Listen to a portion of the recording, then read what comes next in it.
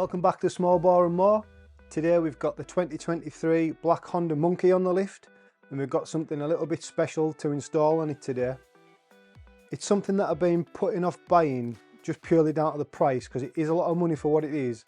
However, hopefully when we get it on the bike it'll be worth it. So what is it? It's the Stage 3 airbox kit from DNA. It's the twin version with billet ends. So I can't wait to see it on the bike. But also, it's a lot of money, £550, about $600. It's not something that you're going to put on in a whim. One of the reasons we started this channel was to review stuff like this. The stuff that's maybe a little bit more expensive, and you're hesitant to spend your hard-earned cash on it. So you want to know what it's really like, what it's like close up, what's the build quality like, how easy does it go together, is it really worth spending the money on? So let's have a look and see what you get in the box.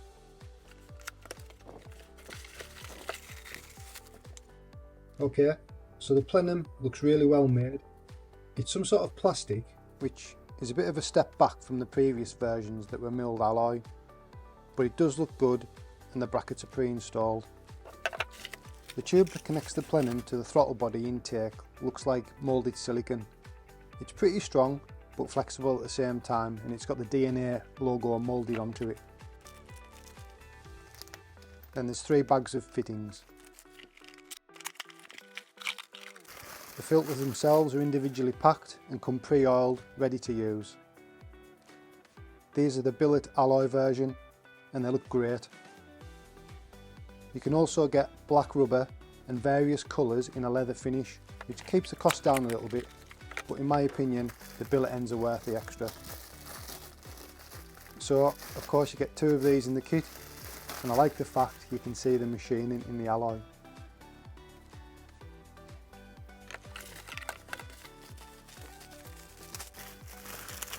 You also get a keyring and some detailed instructions that have decent pictures and things like torque specs, etc.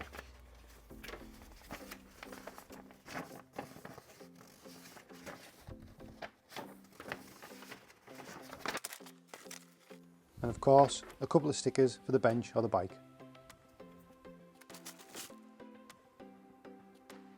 So that's everything you get in the kit. Let's start the installation.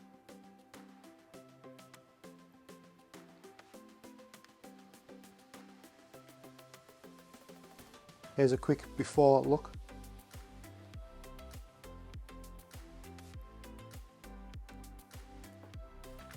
First things first, we need to remove the old OEM airbox.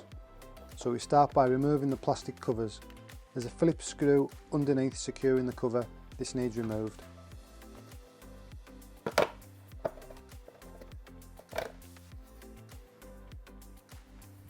Same on the other side.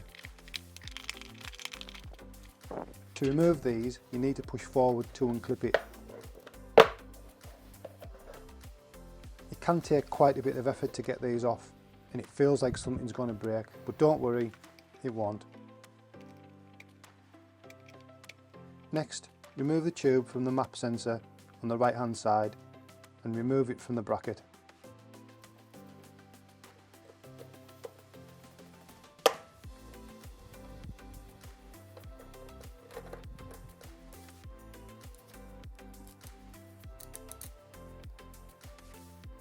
Unplug it from the harness.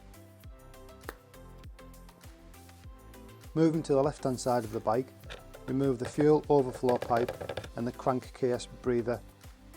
The breather is the one with the small metal clamp.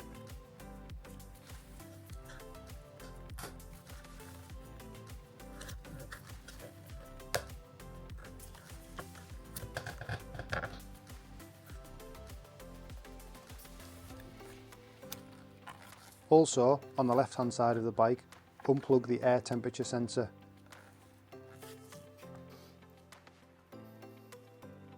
This next bit is quite tricky, and with the Phillips screwdriver, loosen off the clamp around the throttle body air intake. It's really tight and awkward to get in, but take your time and go easy.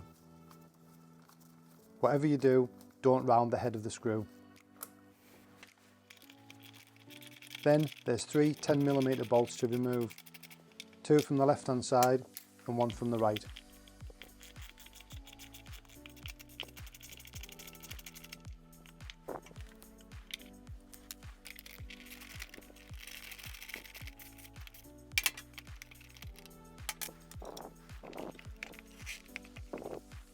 Unplug the coil lead and manoeuvre the airbox off the bike.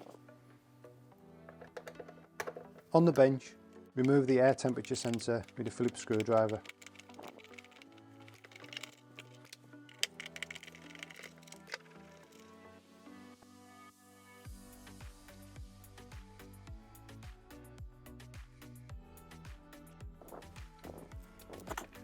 Using the supplied screws, refit the temperature sensor to the DNA plenum. The instructions specifically say do not over tighten, so just go easy on this bit.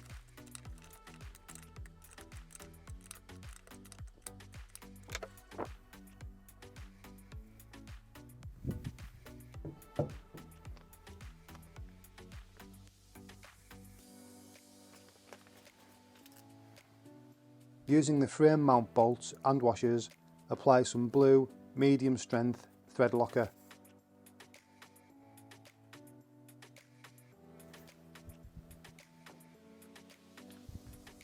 And offer the plenum up to the frame, reconnecting the air temperature sensor cable.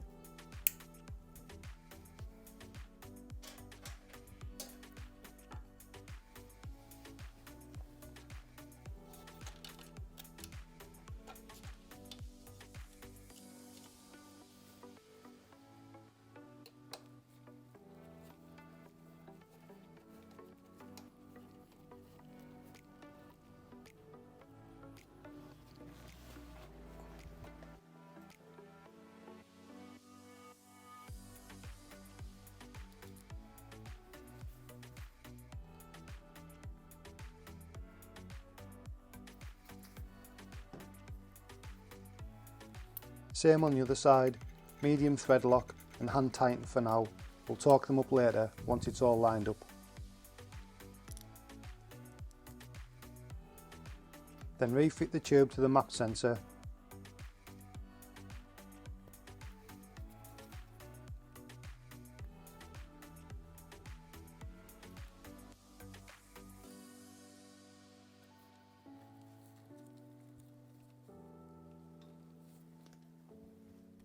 And reconnect the harness.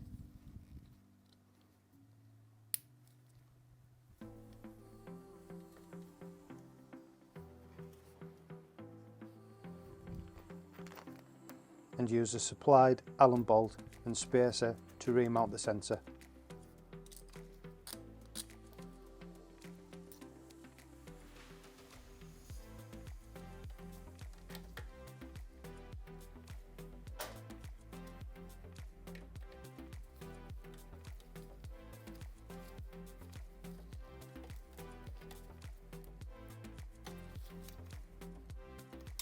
Next, take the silicone pipe and fit to the throttle body.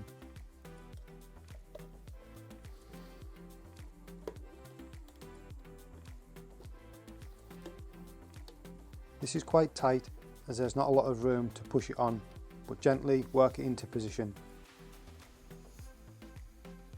Make sure you refit the coil lead and route it behind the pipe before attaching it to the plenum.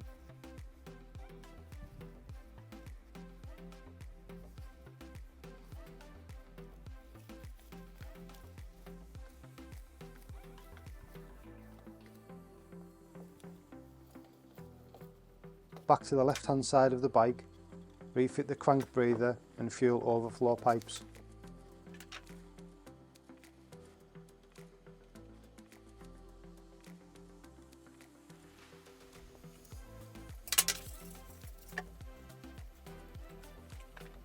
Using the supplied Jubilee clips, attach the air filters, loosely tighten for now.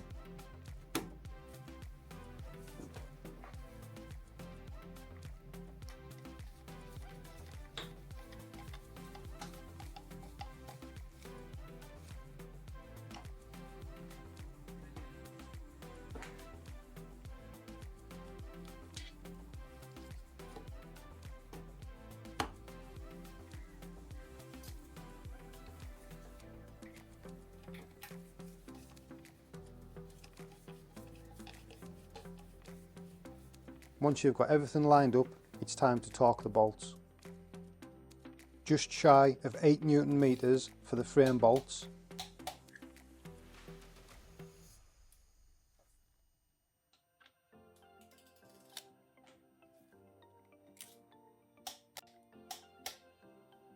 Again, just shy of 8 Newton meters for the map sensor.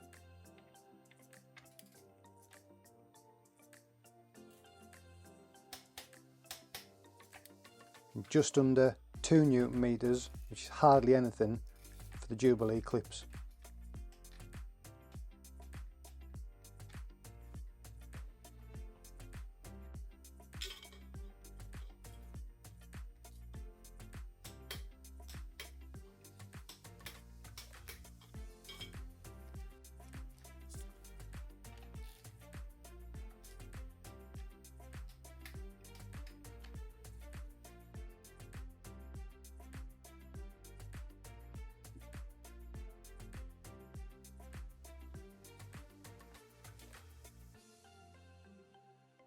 Let's fire it up and hear what it sounds like.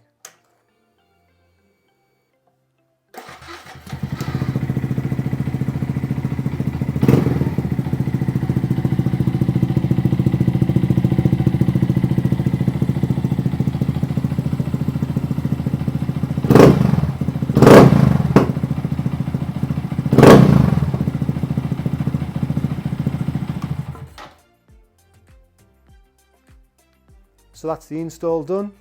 I think you'll agree it's one of the best looking air filter kits available for the Monkey.